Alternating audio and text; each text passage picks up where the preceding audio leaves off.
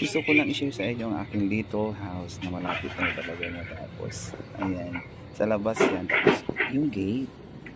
Ayun yung gate sa labas. Tapos, ayan sa ano natin natituan. Tapos dito na tayo sa sala ng bar. Pala yung kong wall para maliwanag sa tingnan. Ayan, medyo hindi pa gaano kataas yung bubong. Kasi bala ko sana magkagyan ng second floor.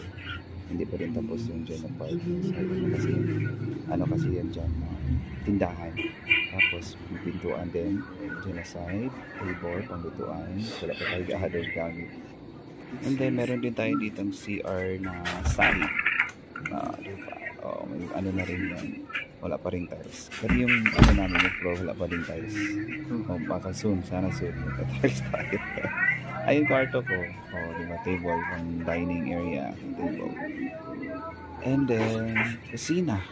Ganun lang, kasimple. Diba? Yan, pasok naman tayo sa ating room. Room 4 ba to?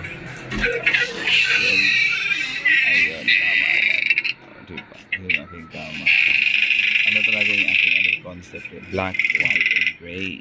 Ayan, may sofa rin tayong maliit. And then, syempre, Pasko. Christmas tree! Ayan, may bahay din na basta. Kaya sa first door. Para daw sikat. Ayan, may mini-reef din tayo. Syempre, pagutumin tayo habang nakakagutom kasi. So, kailangan tayo mag-stock ng pagkain. And then, may aircon din tayo. Hindi pa tapos talaga yung dingding. Wala pang pintura, pati yung kisame. Baka soon, natin. Lagyan natin ng mga design, mga pailaw-ilaw, ganon. So, cortina muna tayo. Ayan. Tapos, ayan mga stuffed toys na bigay ni Sister Rakas.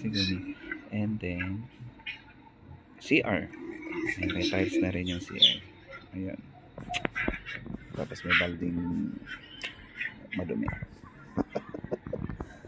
Alright, thank you. Love you.